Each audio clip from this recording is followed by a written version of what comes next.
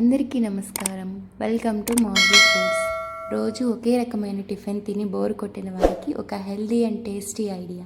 చూసారా నోరూరించి ఎలా ఉన్నాయో? ఇవి రాగి బనానా ప్యాన్ కేక్స్. అవునండి, మీరు విన్నది నిజమే.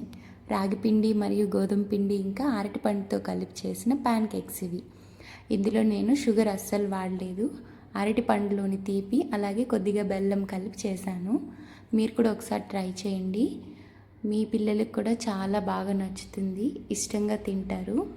ముందుగా ఒక మిక్సీ జార్ తీసుకొని 1 కప్ రాగి పిండి, 1 కప్ గోధుమ పిండి, అలాగే మనం తీపి ఎంత కావాలో దానికి తగ్గట్టు బెల్లము, బనానా 1 కప్ నిండా వేసుకున్నాను.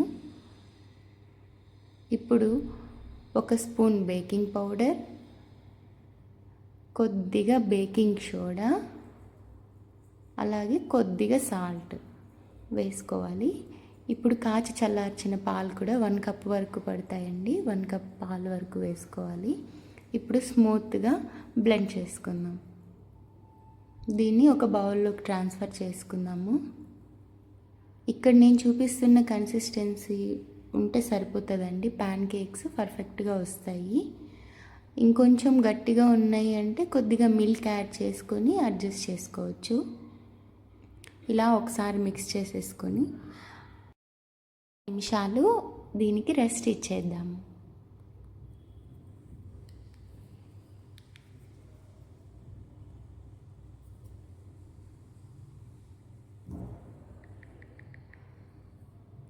ఈలోపు స్టవ్ మీద ఒక పాన్ పెట్టుకొని నెయ్యి అప్లై చేసుకొని, నెయ్యి యూస్ చేయడం వల్ల ఇంకొంచెం టేస్టీగా ఉంటాయి. అలాగే గుడ్ ఫ్యాట్ కదండి, పిల్లలకు కూడా చాలా హెల్దీ, బలంగా ఉంటారు.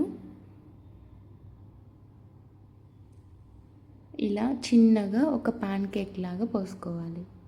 ఇలా బాయిల్ అవుతుంది కదండి, ఫ్లేమ్ని లో టు మీడియంకి అడ్జస్ట్ చేసుకుంటూ మాడిపోకుంటూ బాగా కాల్చుకోవాలి. 1 సైడ్ బాగా కాలిందండి, మళ్ళీ తిప్పించుకొని రెండో వైపు కూడా కాల్చుకోవాలి. అలాగా మనకి ఎన్ని కావాలంటే అన్ని వేసుకుంటే మన రాగి పిండి బనానా ప్యాన్ కేక్స్ రెడీ అయిపోయినట్టే. ఎవరైతే పిల్లలు రాగి సంగటి, రాగి జావా తినడానికి ఇష్టపడరో అలాంటి వాళ్ళకి ఇలా చేసి పెట్టారనుకోండి, చాలా ఇష్టంగా తింటారు. హెల్త్కి హెల్త్, టేస్ట్కి టేస్ట్.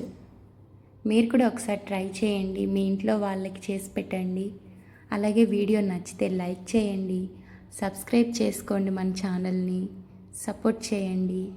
మీరు వీడియో లైక్ చేయడం వల్ల మరికొంతమందికి రీచ్ అవుతుంది. మీరు ట్రై చేసి మీకు ఎలా వచ్చిందో రెసిపీ నాకు కామెంట్లో షేర్ చేసుకోండి.